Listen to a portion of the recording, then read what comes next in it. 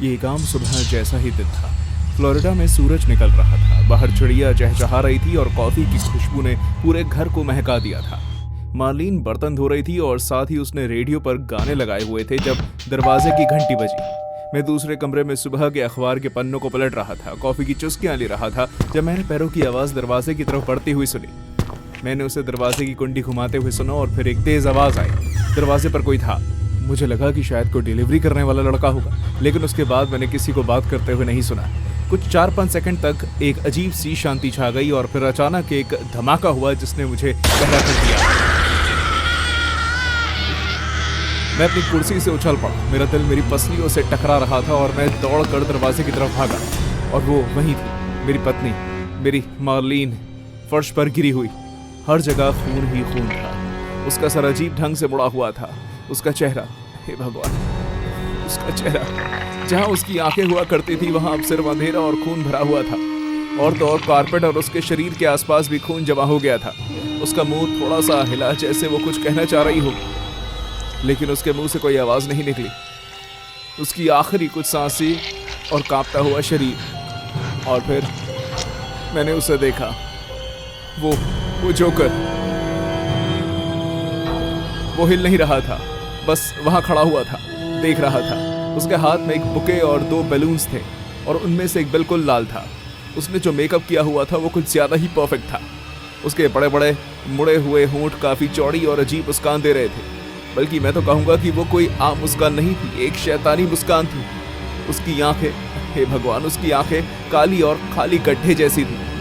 मैं एक पुतले की तरह वहां खड़ा रह गया, एकदम शांत, जैसे ये किसी बुरे सपने से निकला हुआ कोई असत्य था। मेरा पूरा शरीर ठंडा पड़ गया। हवा भारी लग रही थी, जैसे मेरे ऊपर कोई दबाव डाल रहा हो। मेरे पीछे से जो के चीखने की आवाज आई। मेरा बेटा अपनी मॉम के पास दौड़ा। उसके खून में फिसलते हुए उसने अपनी मॉम के टूटे हुए चेहरे को थामने की कोशिश की, जैसे वो अपनी मॉम के अंदर से जान को बाहर निकालने से रोकने की कोशिश कर रहा हो। उसे छूते हुए उसके हाथ कांप रहे थे, उसकी उंगलियां कच्चे बांस पर फिसल रही थी, उसके हाथ उसकी मॉम के खून से भीग रहे थे। मैं हिल नहीं पा रहा था, सांस नहीं ले पा रहा था। ऐसा लग रहा था जैसे पूरी दुनिया मेरे आगे घूम रही थी। जोकर बहुत ही धीरे से मुड़ा और ड्राइववे से गुजर गया। वो ऐसे अपनी गाड़ी में जाकर बैठ गया जैसे उसने मेरी पत्नी को ना मारा हो, बल्कि अपना रोज का कोई काम पूरा किया। जब गाड़ी तेजी से वहां से निकली तो दूर तक मुझे गाड़ी पर लगे गुब्बारे हवा में उड़ते हुए दिखाई देते रहे। मैं हक्का बक्का होकर वहां खड़ा रहा और खिलखिलाते हुए आसमान में गुब्बारों को ऊंचा उड़ता हुआ देखता रहा। लेकिन पेंट हुए उस चेहरे की तस्वीर जिस तरह से जाने से पहले वो मुझे देखकर मुस्कुरा रहा था, वो मेरे दिमाग में चलती रही। जल्द से जल्द पुलिस वहां पहुंच गई। उन्होंने एक बार मार्लिन की तरफ देखा और फिर डकैती के बारे में बात करना शुरू कर दिया, किसी अजीब हमले के बारे में। लेकिन मैं जानता था कि यह कोई अचानक किया गया हमला नहीं था। किसी ने बहुत सोच समझकर इसकी योजना बनाई थी। कोई उसे मारना चाहता था। सालों तक मैं उसकी याद में रोता रहा। मैंने शराब पीना शुरू कर दिया। जब मैं उस घर में आंखें बंद करके बैठता तो मुझे गोली चलने की आवाज सुनाई देती। लोग बातें करने लगे। कुछ लोगों को मैंने ये तक कहते हुए सुना कि इसके पीछे मेरा हाथ था, मेरा डीलिंग सही नहीं थी जिस वजह से मैंने ये किया। लेकिन मुझे इन सब बातों से कोई फर्क नहीं पड़ा। मेरी बीवी मर चुकी थी और कातिल एक भूत था। और फिर आई शीला। वो मार्लिन के मरने से पहले भी मेरी जिंदगी में आई थी। इसकी शुरुआत बहुत ही छोटे रिश्ते से हुई, एक सीक्रेट की तरह, एक रोमांच, एक ऐसी गलती मैंने खुद से कहा जिसका कोई मतलब नहीं था। लेकिन शीला और ज्यादा चाहती थी और मार्लिन उसके रास्ते में आ रही थी। मार्लिन के कत्ल के बाद हम दोनों करीब आ गए। हम सच में एक दूसरे से प्यार करने लगे। हमने एक साथ जिंदगी शुरू की, शादी कर ली, एक रेस्टोरेंट खोल लिया। उसने मुझे यकीन दिलाया कि मैं फिर से शुरुआत कर सकता हूँ। उसने मुझे यकीन दिलाया कि मैं सुरक्षित हूँ। और फिर कई सालों के बाद पुलिस एक बार फिर हमारे दरवाजे पर आई। डीएनए सुराग, फोरेंसिक टेस्टिंग की नई चीज, सच्चाई सामने आ गई। जिस औरत से मैंने प्यार किया था, जिस औरत पर मैंने भरोसा किया था, शीला की वॉरेन ने उस दिन ट्रिगर खींचा था। वो एक पूरे सपने की तरह तैयार होकर उस दिन हमारे घर के दरवाजे पर आई थी। उसी ने मार्लिन को वो फूल दिए और उसके चेहरे पर गोली मार दी। और मुझे बस इतना याद है कि जब पुलिस उसे ले जा रही थी तो उसके मुंह से ये शब्द निकल रहे थे, मुझे उस औरत से नफरत थी, तुम मेरे थे, हमेशा से मेरे थे। वो कभी भी तुम्हारे लायक नहीं थी माइकल, माइकल, तुम मेरे हो।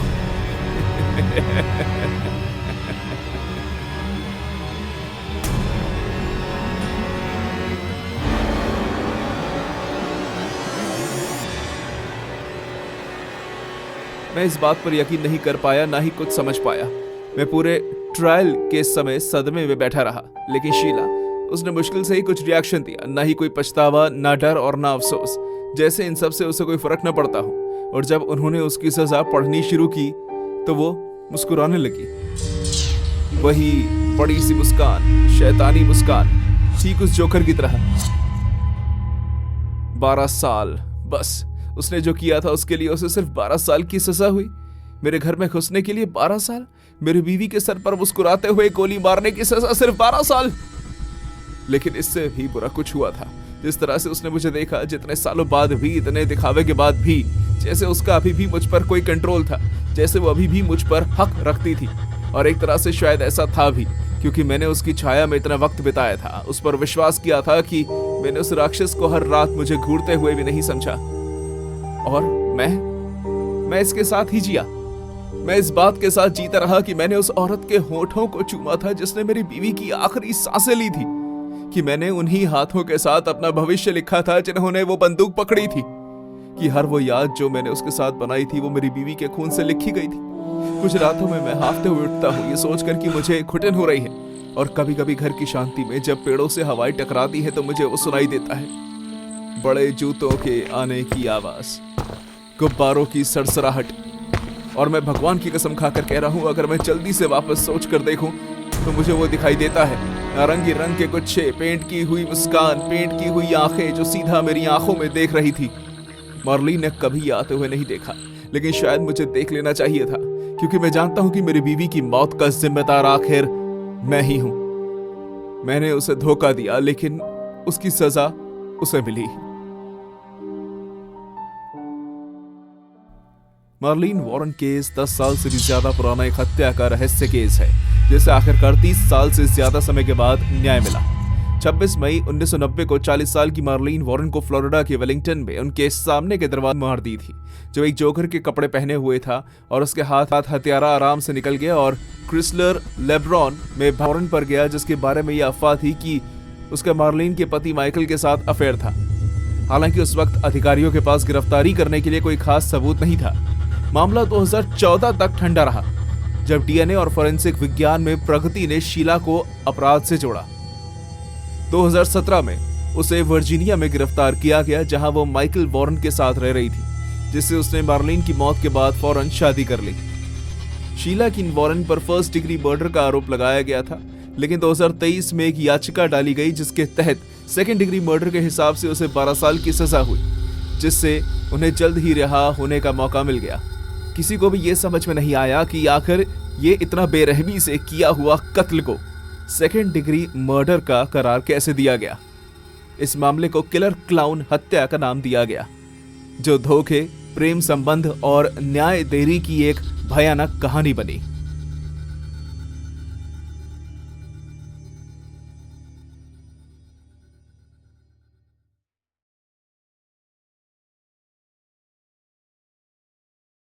ये किसी भी आम कॉल की तरह ही था। बेवरली हिल्स के अंधेरे अंडरवेली में बस एक और हत्या। डिस्पैचर की आवाज मेरे कार रेडियो से टकराई।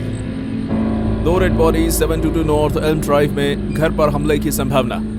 ना कोई इमरजेंसी और ना ही कोई ट्रेमर, बस एक और औरत, एक और क्राइम। जब मैं वहां पहुंचा तो मेनेडिस मैंशन मेरे सामने दिखाई दिया। वो किसी अत्याचार को छुपाता हुआ पुराना मुखौटा लग रहा था। जैसे ही मैंने एक कदम अंदर रखा, हवा भारी और दम घुटने वाली थी। बारूद, खून, कुछ गंदी और बीमार कर देने वाली मीठी चीज मिली हुई थी। एक ऐसी गंध जो कई दिनों तक मेरी त्वचा से चिपकी रही। लाशें लिविंग रूम में थी। कॉर्नर पहले से ही वही थे। जिप बैग में डालते समय उसका सर हिला। होजे मेनेंडेस का शव मुश्किल से पहचाना जा सकता था। उसका सर या फिर जो कुछ भी बचा था वो एक बड़े छेद से ज्यादा कुछ नहीं था। खोपड़ी टुकड़ों में बटी हुई थी। सर का मांस सोफे पर बिखरा हुआ था, जो मोटे चिपचिपे गुच्छों में टपक रहा था। उसकी छाती ऐसे लग रही थी जैसे किसी ने उस पर हथौड़े मार दिया। गोली ने उसे चीर दिया था, जिससे टूटी पसली और कच्ची फटी हुई मांसपेशियां बाहर आ गई। खून सिर्फ फर्श पर नहीं था, वो हर जगह था। दीवारों और फर्श पर महंगा फर्सी कालीन बिखरी हुई इंक की तरह भीगा हुआ था। उसकी उंगलियां ऐसी मुड़ी हुई थी जैसे वो अपने आखिरी वक्त में खुद को मौत से वापस खींचने की कोशिश कर रहा हो। किटी मेनेंडेस ने इससे भी ज्यादा तकलीफ झेली थी। उसने भागने की कोशिश की थी। उनका शरीर अजीब ढंग से फर्श पर फैला हुआ था और उसके अंग अलग ढंग से मुड़े हुए थे। पहली गोली ने उनके घुटने उड़ा दिए थे, जिससे टूटी हुई हड्डी और टेंडन के अलावा कुछ नहीं बचा था। एक और गोली उसके कंधे को चीरती हुई निकल गई। त्वचा कच्चे मांस की तरह छिल गई थी। आखिरी गोली उसके चेहरे पर लगी थी। जो चेहरा कभी एक महिला का था वो बस अब एक मांस के कूदे की तरह रह गया था। उसकी आंखों की जगह अब खाली गड्ढे रह गए थे। उसका जबड़ा पूरी तरह से उड़ गया था और अपने पीछे खूनी गूंज छोड़ गया था। हमले की क्रूरता सिर्फ गुस्से की बात नहीं करती थी, ये एक पागल जंगली व्यवहार की चीख थी। उसके बाद बात आई उनके बेटों पर। लाइल और एरिक बहुत ही ज्यादा रोने धोने के साथ घटनास्थल पर आए। उनकी चीखों ने रात के सन्नाटे को चीर दिया। एरिक साफ सुथरे लॉन में रोते हुए गिर गया। उसका शरीर बुरी तरह से कांपते हुए सिसकियां लेते हुए उछलने लगा। उसका चेहरा गुस्से और कुछ अजीब भाव के बीच बदल गया। लाइल ने अपने बालों को पकड़ लिया। उसकी उंगलियां उसकी खोपड़ी में इतनी जोर से धस रही थी कि मुझे लगा जैसे वो अपने बालों को उखाड़ देगा। आवाज बंद होने से पहले उसके मुंह से एक बार हिला टूटी हुई चीख। ओह माय गॉड, वो मर चुके हैं, वो मर चुके हैं, उसने चिल्लाकर कहा। उसकी आवाज में एक ऐसा एहसास था जो बिल्कुल भी इंसान के रूप जैसा नहीं था। उसकी बड़ी बड़ी आंखें उभरी हुई आंसुओं से चमक रही थी, लेकिन उसमें कुछ और था, अजीब, कुछ ऐसा जिसे सोच समझ कर किया गया हो। बस हमें यह बताओ कि क्या हुआ था, मैंने अपनी आवाज स्थिर रखने की कोशिश करते हुए पूछा। चोरी की कोशिश, लाइल ने सिसकते हुए कहा। उसकी छाती जम रही थी। हम मूवी देखने गए थे और जब हम वापस आए तो हे भगवान, हे भगवान, हे भगवान। एरिक ने अपना चेहरा अपने हाथों के नीचे छुपा लिया। उसके गालों पर नाखून इतनी जोर से रगड़ रहे थे कि मुझे लगा जैसे खून निकल आएगा। जो वो कह रहे थे वो सच हो सकता था। बेवर्ली हिल्स कोई अपराध से बचा हुआ नहीं था, लेकिन कुछ गड़बड़ थी। जिस तरह से लाइल की सिसकियां अचानक बंद हो गई, ऐसा लग रहा था जैसे वो अपने हर रिएक्शन पर नजर रख रहा हो। ठीक उसी तरह एरिक के चीखने की आवाज भी प्रैक्टिस की हुई लग रही थी। कई महीनों तक ये केस ठंडा पड़ा रहा। जबरदस्ती घर में घुसने की कोई निशान नहीं थे, न ही किसी पर कोई शक। लेकिन फिर दोनों भाइयों ने पैसे खर्च करना शुरू कर दिया। वो शौक मनाने वाले बेटे नहीं लग रहे थे। वो खुले घूम रहे थे, शिकारी थे। रॉलेक्स की घड़ी, महंगी गाड़ियां, डिजाइनर सूट्स। एरिक ने एक फुल टाइम टेनिस का कोच रख लिया। लाइल ने एक रेस्टोरेंट खोल लिया। उनके खर्चे बढ़ने लगे, हजारों डॉलर्स तक जाने लगे।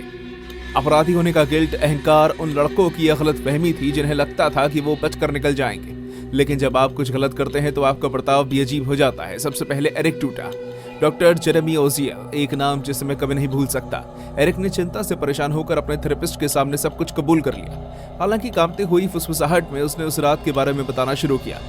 जब वो अपने मॉम डैड के पीछे पीछे पहुंचा तब उनके हाथ में भारी शॉटगन थी। उसने बताया कि किस तरह उसके फादर उस बंदूक को देखकर डर गए थे। जब पहली गोली उसके डैड के शरीर में घुसी तो उसकी मॉम की चिल्लाने की आवाज घर में गूंज गई। उसने ओजियल को बताया कि किस तरह वो रेंगती हुई आई।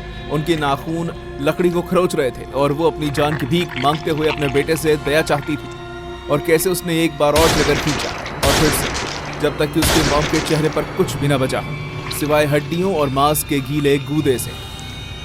और फिर उसने सारे के सारे राज ही खोल दिए। एरिक ने बताया कि उसके डैड होजे कई बार रातों में उसके कमरे में घुस जाते थे। वो धीरे धीरे उसके कमरे में घुसते, उसे जमीन पर गिराते, उसके मुंह पे हाथ रखते और उसे धमकी देते कि अगर उसने किसी को भी इस बारे में बताया तो वो उसे जान से मार देंगे। वो ये सब देखकर, ये सब सोचकर बहुत घुटन महसूस करता था। कैसे उसके पिता की गर्म सांसें उसे घिन का एहसास देती थी। कैसे वो अपने कमरे में ही बंद पड़ा रहता था। और ये कोई एक रात की बात नहीं है, बल्कि कई रातों की बात है। और सिर्फ इतना ही नहीं, उसने सब कुछ बताया कि जब उसे अपमान किया जाता था, उसे पीटा जाता था और उसे कई ऐसे दर्द दिए गए जिसे वो कभी भूल नहीं सकता, जिसे कभी मिटाया नहीं जा सकता। और उसने ये भी बताया कि कैसे उसकी माँ का इस पे कोई रिएक्शन नहीं होता था। वो सिर्फ एक पुतले की तरह बैठी रहती और अपने समय को एंजॉय करती। उसने बताया कि कैसे वो पूरी रात सो नहीं पाता था, सिर्फ छत को घूरता रहता था। कैसे उसका बड़ा भाई भी इस बारे में कुछ नहीं कर पा रहा था, वो भी मजबूर था और इसलिए ये गुस्सा एक दिन बहुत बड़े बवाल में उतर गया। डॉक्टर ओजियल हिचकिचा रहे थे। अपने पेशेंट की निजी जानकारी को अपने तक रखने की फॉर्मेलिटी के कारण पहले उन्होंने इस बारे में किसी को नहीं बताया, लेकिन उसके बाद उन्होंने इस बारे में अपनी पत्नी से बात की, जूडलन स्मिथ, और उन्होंने हमें बताया। हमने मार्च 1990 में दोनों भाइयों को गिरफ्तार किया। लाइल ने लड़ाई की लेकिन एरिक ने नहीं। इसके बाद जो मुकदमा चला, जो जान लेने से भी कई ज्यादा गंभीर था, जूरी फैसला नहीं कर पाई। पहले ट्रायल डेडलॉक में खत्म हुआ। 1996 में दूसरे मुकदमे में उनकी सारी गुंजाइश खत्म हो गई। फैसला फौरन सुनाया गया। फर्स्ट डिग्री मर्डर की हत्या के दोषी, उम्र कैद, कोई पैरोल नहीं। न्याय, कुछ लोगों ने कहा, कुछ लोगों ने इसे हादसे का नाम दिया। इतने सालों बाद भी मैं आज तक नहीं जानता कि किस चीज पर विश्वास करूं। मैं जानता हूं कि उन्होंने इन सब की तैयारी पहले से ही कर रखी थी। मैं जानता था कि कैसे उन्होंने इसकी शुरुआत की, लेकिन मैं एक विक्टिम का चेहरा भी पढ़ सकता हूं, और एरिक मेनेंडेस की आंखों में वो था जिससे पता चलता था कि वो जहन्नुम की जिंदगी गुजार चुका है। आज भी कभी कभी मैं उस घर से होकर गुजरता हूँ। उसमें कई बार अलग अलग लोग आ चुके हैं, लेकिन मेरे लिए वो घर हमेशा से ही खून में डूबा हुआ रहेगा। कभी कभी शायद मुझे उनकी खिड़कियों में परछाई दिखाई देती है जिसमें अतीत दिखता है, या फिर ये सिर्फ मेरी एक कल्पना है, या फिर कुछ आत्माओं को कभी शांति नहीं मिलती। मेनेंडेस भाई लाइल और एरिक को 1979 में उनके बेवर्ली हिल्स के घर में अपने अमीर बाप होजे और किटी मेनेंडेस की हत्या के लिए दोषी ठहराया गया। शुरू में दोनों ने दावा किया कि वो निर्दोष हैं, लेकिन बाद में उन्होंने हत्याओं को स्वीकार कर लिया, ये कहते हुए कि कई सालों के बुरे बर्ताव के बाद उन्होंने सेल्फ डिफेंस में ये कत्ल किए थे। प्रोसिक्यूशन का कहना है कि उन्होंने ये कत्ल पैसों की लालच की वजह से किए थे। उनका पहला मुकदमा गतिरोध में खत्म हुआ, लेकिन 1996 में उन पर फिर से मुकदमा चलाया गया। फर्स्ट डिग्री का दोषी ठहराया गया और बिना पैरोल की उम्र कैद की सजा सुनाई गई। ये केस कंट्रोवर्सी से भरा हुआ है, जिसमें उनके मोटिव और बुरे व्यवहार के दावों पर चल रही बहस जनता की राय को प्रभावित करती है।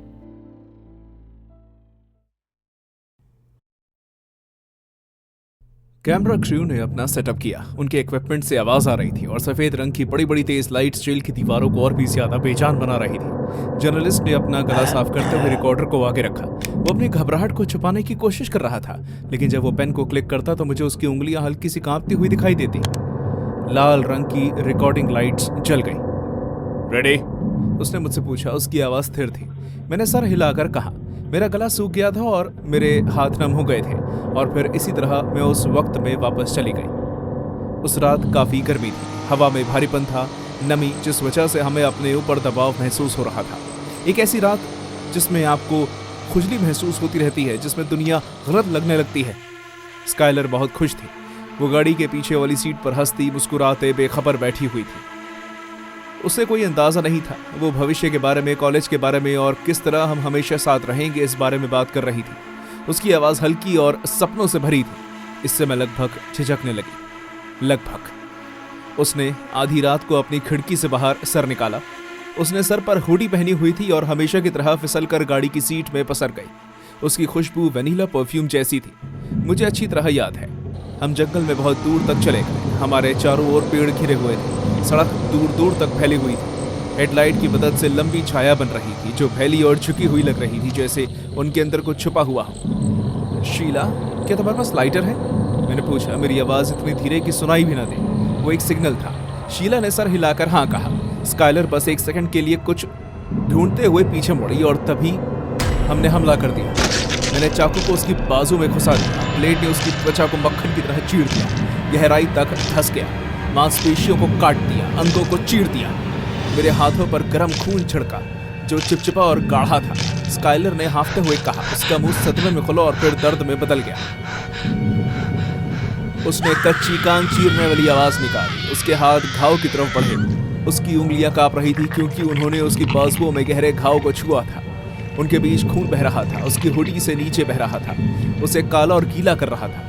वो लड़खड़ाती हुई आगे बढ़ी। उसके घुटने मुड़ गए, लेकिन इससे पहले कि वो समझ पाती कि क्या हो रहा है, शीला उसके ऊपर खड़ी हुई थी। अगला वार उसकी पीठ पर किया गया। एक क्रंच, फिर एक गीली फुहार। शीला ने ब्लेड को बाहर निकाला और स्काइलर अपने घुटनों पर गिर गई। वो बुरी तरह से कांप रही थी। उसके अंदर से खून बह रहा था। उसके चारों ओर मिट्टी पर जमा हो रहा था, धरती पर धंस रहा था। उसकी आंखें मेरी आंखों से चिपकी हुई थी। उनमें कंफ्यूजन और धोखे के भाव दिखाई दे रहे थे। उसके होंठ कांप रहे थे। ऐसे शब्द बन रहे थे जिन्हें वो बाहर नहीं निकाल पा रही थी। उसकी सांसें खून से भरी हुई थी। सांसों में कर्कश, हर एक पिछली से और भी ज्यादा कमजोर। लेकिन वो मर नहीं रही थी। वो हिलना बंद ही नहीं कर रही थी। ये अभी भी सांस ले रही है। शीला ने उल्टे हाथ से अपना मुंह साफ करते हुए कहा। स्काइलर ने वहां से रेंग कर निकलने की कोशिश की। उसके नाखून मिट्टी में धंस रहे थे। जब उसने खुद को आगे घसीटने की कोशिश की तो उसे कुछ नाखून टूट गए। मैं उसके ऊपर चढ़ गई और चाकू को हवा में उठा लिया। मेरा दिल जोर से धड़क रहा था। मेरी आंखें धुंधली हो रही थी। मेरे हाथ चिकने हो गए। चाकू का हैंडल लगभग मेरे हाथ से फिसल रहा था। फिर मैं चाकू को नीचे ले आई और सीधा उसकी गर्दन में घुसा दिया। उसका शरीर बुरी तरह से कांपने लगा। उसका मुंह खामोश चीख देते हुए खुल गया। गर्म और गाढ़े खून की बौछार मेरे चेहरे पर फैल गई और मेरी बाहों से टपकने लगी। उसका गला गुदगुदाने लगा। जब उसने सांस लेने की कोशिश की तो एक भयानक गीली आवाज निकली जो उसके अपने ही खून में डूब गई। शीला ने उसके पीठ पर लात मारी। स्काइलर का शरीर हिल गया। उसकी छाती अजीब ढंग से ऊपर नीचे हो रही थी। उसकी आंखें पीछे की तरफ घूम गई, लेकिन वो अभी भी जिंदा था। खत्म कर दो, शीला ने थूकते हुए कहा। मैंने कुछ नहीं सोचा। मैंने बस चाकू घोंपना शुरू कर दिया। बार बार, हर बार मांस को चीरता हुआ, नसों को चीरता हुआ, हड्डियों को तोड़ता हुआ। खून छिड़का। मेरे चेहरे, मेरे कपड़ों, मेरी त्वचा पर लग गया। हर जगह फैल गया। जमीन पर गिरा। शरीर एक बार गिरा, फिर वो रुक गया और जंगल शांत था। खून की बदबू हवा में फैल गई और उसे और भी ज्यादा भारी और दम घुटने वाला बना दिया। स्काइलर के चारों ओर लाल रंग का तालाब धरती में समा गया। मिट्टी को भिगोता हुआ, मेरे जूते, मेरे हाथ और मेरे चेहरे को ढकता हुआ। मेरे दिल की धड़कन मेरे कपकपी में तेज हो गई। उसने मुझे बहरा कर दिया। हमने उसे दफनाने का प्लान बनाया, लेकिन जमीन बहुत हार्ड थी। फावड़ा मुश्किल से सतह को छू पाया। वैसे भी इससे कोई फर्क नहीं पड़ता था। बहुत ज्यादा खून था जो हर जगह फैला हुआ था, इसलिए हमने उसे वहीं छोड़ दिया। हमने उसके शरीर को पत्तों और टहनियों से ढक दिया, लेकिन उसके हाथ फिर भी बाहर आ रहे थे। रात की नमी में उसकी उंगलियां अकड़ गई। नाखून में मांस और मिट्टी फंसी हुई थी। उसका चेहरा पत्तियों के नीचे मुश्किल से छुपा हुआ था। आंखें बेजान थी, मुंह खामोश प्रार्थना में जम गया था। हम वापस गाड़ी में आकर बैठ गए। सीट्स ने लाल रंग सोख लिया था। मेरे हाथ कांपना बंद ही नहीं हो रहे थे। मेरे कपड़े, मेरा चेहरा सब खून से भीगे हुए थे। वो खुशबू मुझसे चिपक गई और मेरे रोम रोम में समा गई। मैं अपनी जीभ पर उसका स्वाद महसूस कर सकती थी। हम शांति से घर चले गए। मेरा सर घूम रहा था। मुझे अभी तक उसकी आवाजें अपने कानों में सुनाई दे रही थी। घुटन, हांफना, चाकू के वजन से हड्डियों का टूटना। कुछ महीनों तक तो हमने ऐसा बर्ताव किया जैसे कुछ हुआ ही ना। हमने ऑनलाइन उसकी तस्वीरें डाली और उसके लापता होने का पोस्टर लगाया, जबकि हमारे खुद के हाथ उसके खून से सने हुए थे। हम कैमरा के आगे रोए, उसके पेरेंट्स को गले लगाया, उनके मुंह पर झूठ बोला, लेकिन हर रात मुझे उसकी आवाज़ें सुनाई देती थी। उसके चिल्लाने की आवाज़ मेरे कांप में गूंजती थी। उसके खून से भरे हाथ अंधेरे में मुझे पकड़ने की कोशिश करते थे। उसका मुंह दर्द से मुड़ा हुआ था। मुझे उसके शरीर का भार अपने ऊपर महसूस हुआ। उसका मांस मेरे हाथों पर लग रहा था। ये सब मेरे दिमाग से जा ही नहीं रहा था, इसलिए मैं हार गई। मैंने उन्हें सब बता दिया। ट्रायल बहुत ही जल्दी शुरू हो गया। जिंदगी पलट गई। लोगों ने हमें शैतान का नाम दे दिया। शीला ने कोर्ट में सख्त बनने की कोशिश की, लेकिन मैं देख सकती थी उसकी आंखों में वो डर। वो जानती थी उसने किसी की जान ली थी। वो बचकर नहीं निकल सकती थी। मुझे 30 साल की सजा हुई और 10 साल के बाद पैरोल की इजाजत मिली। स्काइलर को जंगल में एक छोटी सी कब्र मिली जहां कोई भी उसकी चीख नहीं सुन सकता था। मैं ट्रॉमा में चली गई थी जब इंटरव्यूअर मुझे असलियत में वापस लेकर आया। जर्नलिस्ट सदमे में दिखाई दे रहा था। उसके हाथों ने मेज को पकड़ रखा था। उसके हाथ सफेद पड़ गए थे। उसने अपना गला साफ किया, लेकिन उसकी आवाज फुसफुसाहट से बस कुछ ही ऊपर थी। क्या तुम्हें पछतावा है? मैंने फौरन इसका जवाब नहीं दिया। मैं कुछ देर तक उस सवाल को हवा में ही घूमने देती हूँ, ठीक उस खून की तरह जो मेरे हाथों से कभी नहीं हटेगा। मैंने उसे देखा। हर एक दिन लाल रंग की बत्ती बंद हो गई। इंटरव्यू खत्म हो गया था, लेकिन वो बुरा सपना कभी खत्म नहीं होने वाला था। वेस्ट वर्जीनिया की 16 साल की स्काइलर नीस की 2 सबसे खास सहेलियां एडी और रेचल शोएफ। एक रात वो तीनों लेट नाइट ड्राइव के लिए निकले, लेकिन ये एक जाल था। शीला और रेचल ने स्काइलर को चाकू घोंपकर मार डाला और उसकी लाश को जंगल में छोड़ दिया। हत्यारे महीनों तक आम व्यवहार करते रहे, यहाँ तक कि वो स्काइलर की तलाश में भी मदद कर रहे थे। बाद में रेचल ने पछतावे के कारण अपना गुनाह कबूल कर लिया, जिस वजह से शीला की गिरफ्तारी हुई। उन्होंने इस हत्या का कारण यह बताया कि अब वो उसके साथ दोस्ती नहीं रखना चाहते थे। रेचल को 30 साल की सजा मिली, जिसमें उसे 10 साल में पैरोल मिल सकती थी। शीला को 15 साल बाद पैरोल के साथ उम्र कैद की सजा मिली।